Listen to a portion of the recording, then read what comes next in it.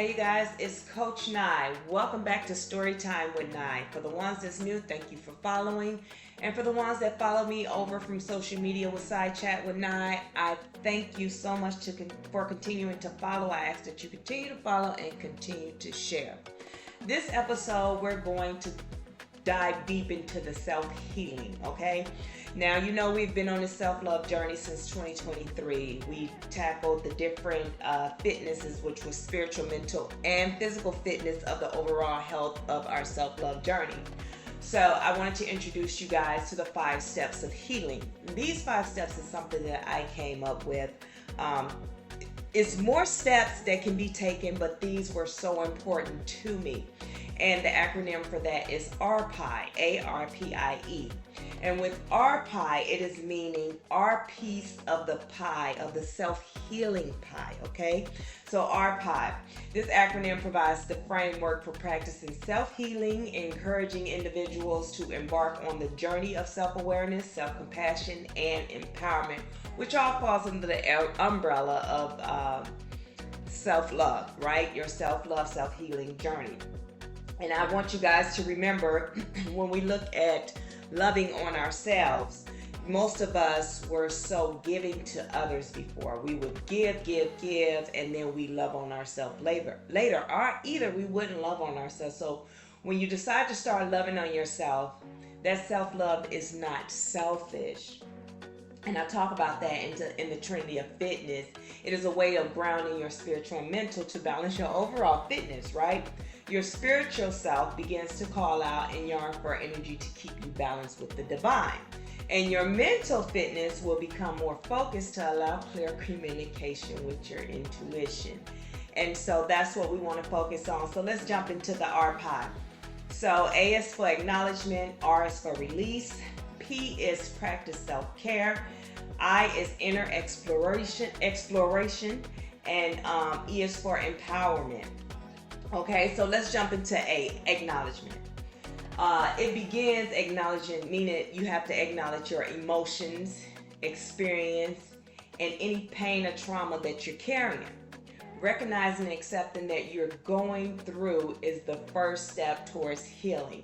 And I also have that as admitting. So once you acknowledge, then you can start this process. And then the next thing would be R, to release it. Release negative emotions, limited beliefs, and toxic energy that may be holding you back. Allow yourself to let go of the resentment, anger, self-doubt, and freeing yourself from that grip of negativity.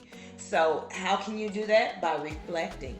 You can reflect on what it is, and you can start releasing those different types of energies, okay?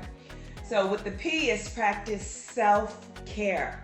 Prioritizing self-care, these activities that nurture your mind, your body, and your soul, whether it's meditation, exercises, spending time in nature, or engaging in hobbies you love, making self-care like a regular part of your routine.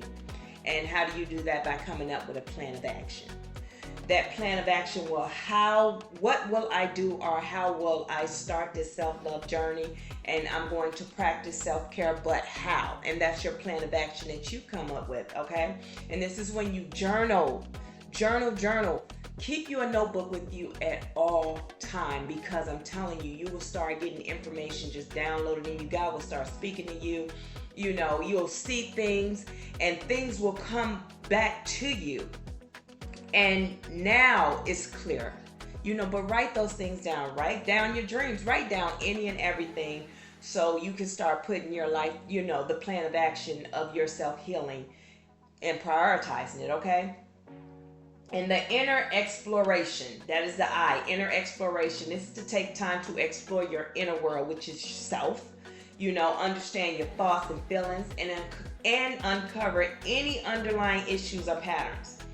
Journaling, as we just talked about. Therapy, that is a must, okay? If you can do therapy, you do not have to be crazy. You do not have to be weird to do therapy. Therapy, or having a life coach, is helping you prioritize your mind, understanding your thoughts.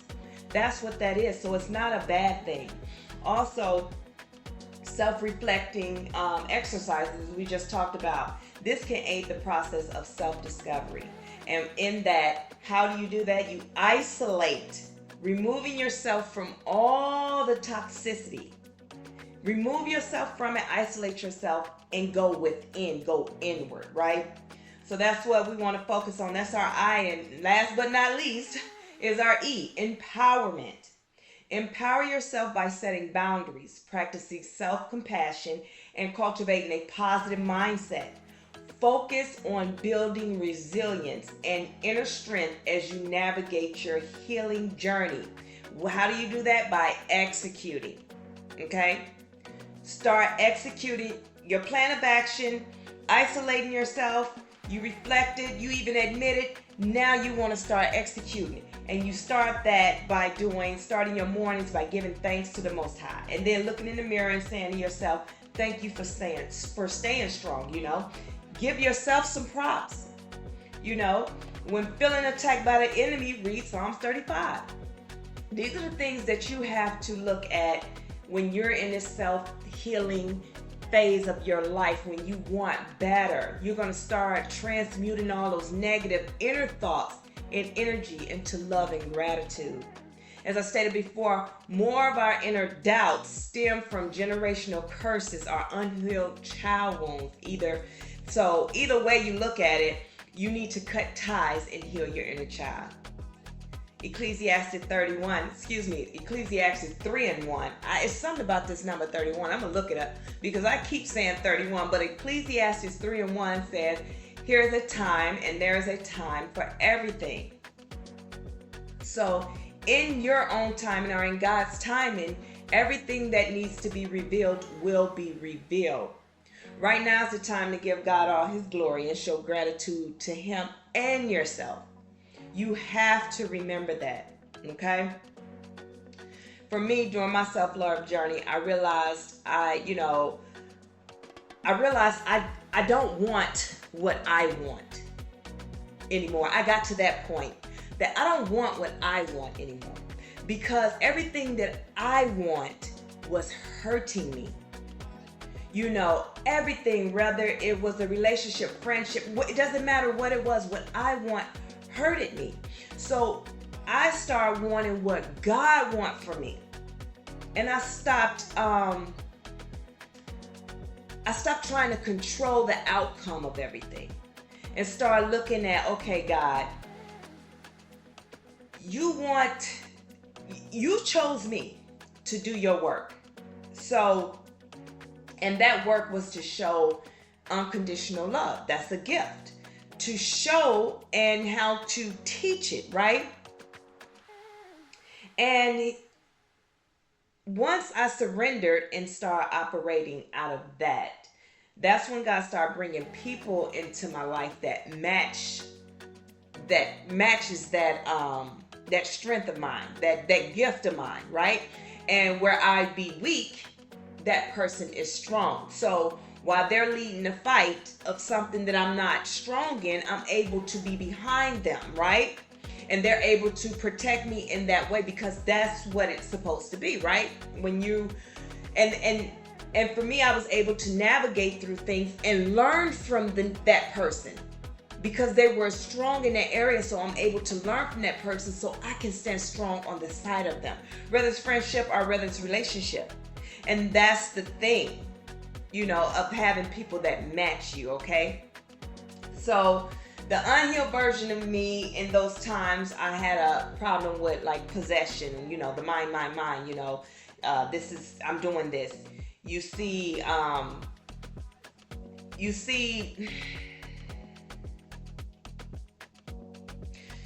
people doing you wrong, but you still want to be a part of their life. You notice people stepping on you, but yet I still wanted them a part of my life. And that was the unhealed, unconditional love part of me, right? But the healed version of me now, I have boundaries. The same things can happen, but my boundaries won't allow me to react the way that I reacted. So those were the things that I had to acknowledge and admit and reflect and things like that to even jumpstart a healing process for me while I was on my self-love journey. My journey wasn't easy.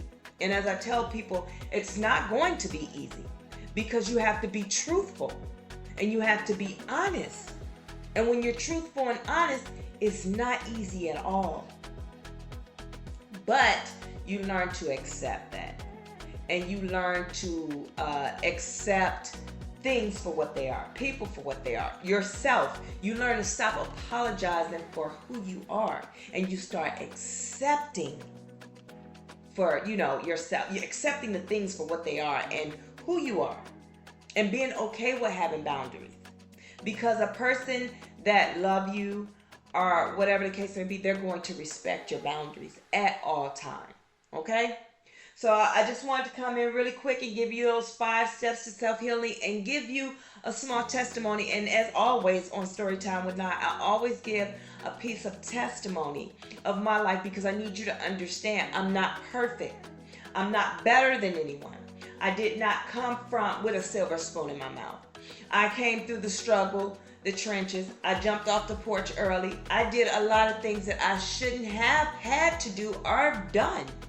But if I knew better, I'd have did better. But now I know better, and I'm going to teach better. Okay? So you guys, as always, if no one told you, I want you to know that I love you.